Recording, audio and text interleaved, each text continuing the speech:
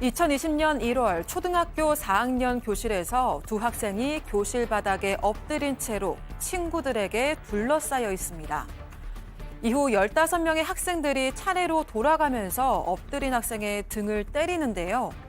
아이들의 손을 빌려 폭행을 가한 건 바로 학생들의 담임 교사였습니다. 이뿐만 아니라 해당 교사는 자신의 수건을 쓴 학생에게 또 온라인 학습 프로그램의 비밀번호를 틀린 학생에게도 손찌검을 날렸습니다. 하지만 이 모든 체벌은 훈육이 목적이었다고 주장하는 교사. 그렇다면 재판부는 어떻게 판단했을까요? 자, 초등학교 4학년 교실에서 벌어진 일이네요. 네, 지난 2020년 1월인데요. 충남의 한 초등학교 4학년 교실에서 11살 이 4학년 학생 2명이 받은 체벌을 두고 논란이 일고 있습니다. 이 두 학생은 교실 바닥에 엎드린 채로 이 같은 반 친구들이 보는 앞에서 체벌을 받았습니다. 게다가 그 방식이요. 같은 반 친구들 15명이 이 학생들의 등을 돌아가면서 때리는 방식이었습니다. 야, 초등학교 4학년 학생들 그 고사리 같은 손을 빌어서 어떻게 보면 손 안 대고 코 푼 이런 격인데, 자, 그렇게 하도록 지시한 사람 바로 이 학생들 담임 교사였습니다. 체크 포인트 짚어보죠. 너희들이 쟤 때려. 아하, 양 변호사님. 아니 그 이유도 아이들이 떠들었다라는 거예요. 그러니까 두 명이 떠들었으니까 두 명이 떠들었다고 교실 가운데 나와서 엎드리라고 하고 그러면서 또 야 이 미친이라고 하면서 욕설까지 깜짝이야. 했다라는 겁니다. 예. 미친까지만 했습니다. 예. 그 뒤에 말이 좀 붙었는데 예. 그리고 이제 돌아가면서 뭐 세게 때리고 세게 안 때리고를 떠나서 이게 맞는 아이들도 그렇고 때리는 아이들도 학생들 입장에서 봤을 때 같은 반 친구인데 떠들었다고 이렇게 해야 되나? 더군다나 담임 선생님이 그런 욕설까지 하고 있으니까 상당히 정서적으로 충격이 있었을 것 같네요. 야, 교수님 보통 말이죠.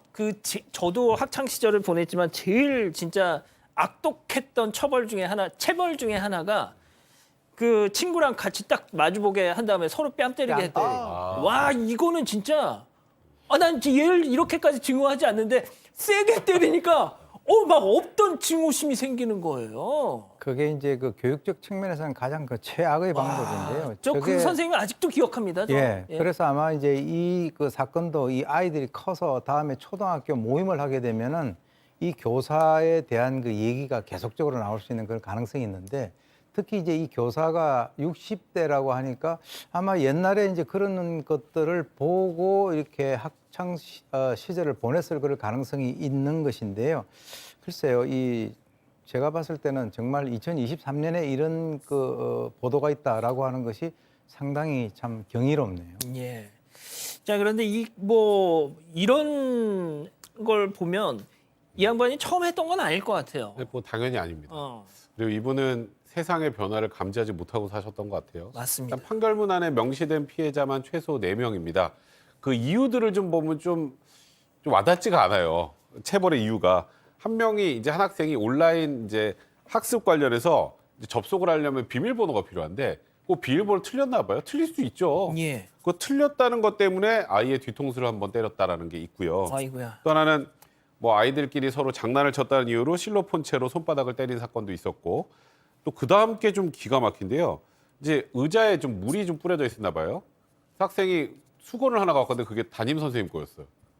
담임 선생님 거였으니까 그걸 왜 가져가 이 XX야 하면서 욕설하면서 또 아까 말씀드렸던 또 실로폰채로 신체를 때리기도 했고요.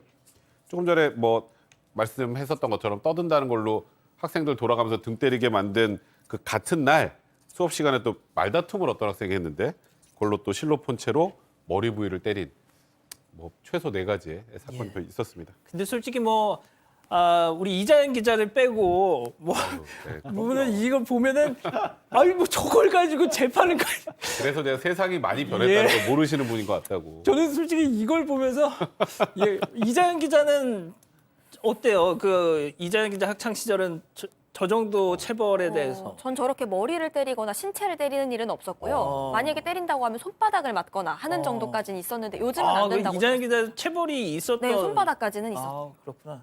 근데 아무튼 저는 이제 세상이 바뀌었다는 점은 저희가 당연히 전제를 하죠. 그래서 저러면 안 되는 건데 당장 이제 우리 이자연 기자를 뺀 제가 제일 나이가 어린데 저만 해도 정말 수능을 일주일 남겨놓고 그 수학 선생님 진짜 엄청나게 때렸습니다. 세상에 수능 일주일 남 얼마나 제가 예민할 때예요. 제가 그래서 수능을 못 봤어요. 저는 이거- 책상채로 나 넘어가고 있어요. 갑자기 막 책상채로. 울분이 막 죄송합니다. 제가 평정심을 좀 찾을게요. 예. 자, 1심 어떤 판단이 내려졌습니까? 네, 징역 8개월에 집행유예 2년 판결 내렸습니다. 1심 재판부는요, 이 피고인이 반복적으로 도구를 사용한 데다 이 학생들에게 물리력을 행사하도록 강요해서 이 전체 아동들에게 정서적인 학대까지 했다 이렇게 지적을 하긴 했는데요. 하지만 이 피고인이 행사한 그 물리력 정도가 중하지 않은 점 등을 고려했다고 밝혔습니다. 특히 이 재판에서요, 이 교사의 음주운전 혐의도 병합이 됐습니다. 아이고. 그런데 이 부분에 있어서는 무죄가 선고가 됐습니다. 이게 왜 병합이 됐냐면요, 해당 교사가 2020년 9월 4일에요. 혈중 알코올 농도 0.03% 상태로 차를 운전하다가 사고를 냈습니다. 그래서 4명을 다치게 한 혐의를 받았던 겁니다.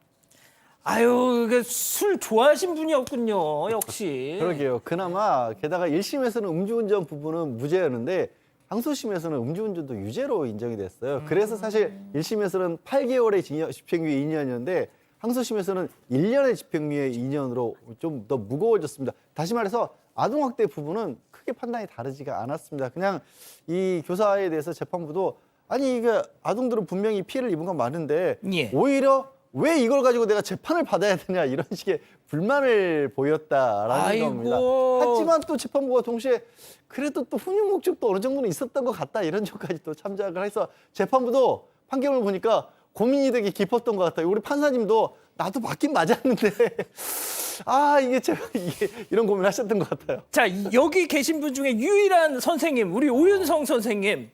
어떻게 하실 겁니까, 이거 진짜? 글쎄요, 이제 교사의 연령이 60대라고 하니까 아마 이제 그 정년이 거의 다 다가오는 분 같은데, 글쎄요, 젊었을 때는 좀 이렇게 그 상대적으로 엄격하고 빠릿빠릿하고 이렇게 되지만 나이가 조금씩 이렇게 먹어가면서 변화할 수 있는 것은 상대에 대한 이해라든가 관대함이고요. 이제 초등학교 한 4학년 정도 되면은 옛날 같으면 좀 빨리 됐으면 자기 손잡벌 될 수 있는 그런 아이들인데 그 아이들에 대해서 아마 이 교사 같은 경우는 자기가 이전에 가지고 있던 그 개념을 세상이라든가 시대가 변했음에도 불구하고 그것에 대해서 적응을 갖다가 좀 제대로 못한 것이 아닌가. 왜냐하면 저분 같은 경우가 이제 정년이 얼마 남지 않았으면 이제 마무리를 지을 그럴 시기인데 예. 상당히 좀 저런 일이 있어서 안타깝네요. 알겠습니다. 아직 안 끝났습니다. 이거 눌러주세요.